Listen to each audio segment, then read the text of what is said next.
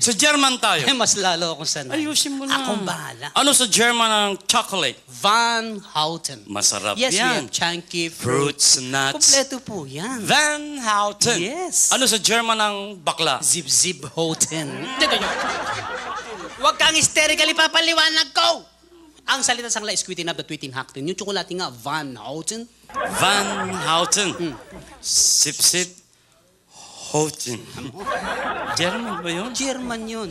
Parang naintindihan nila eh. Abay, nakarating rin ng Germany.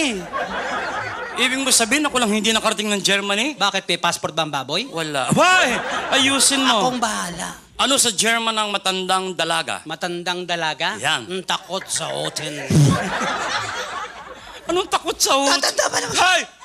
Parang Tagalog talaga eh. Ano sa German ang matandang binata? Laylay na Houten. Bakit pa puro hoot? Houten.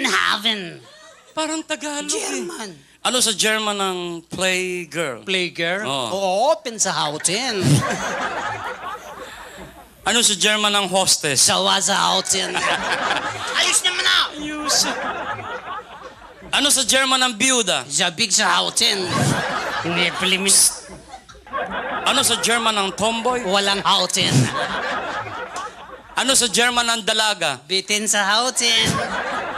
Ano sa German ang buntis? Dahil sa Houten. Nakapanganak na. Balik sa Houten. Ano sa German ang madre? Galit sa Houten.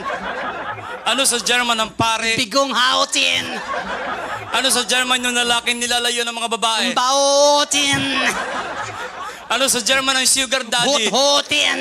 Mata na nga tayo. Thank you very much. Maraming salamat sa salamat. inyong palakpakan. You're indeed Thank you. wonderful.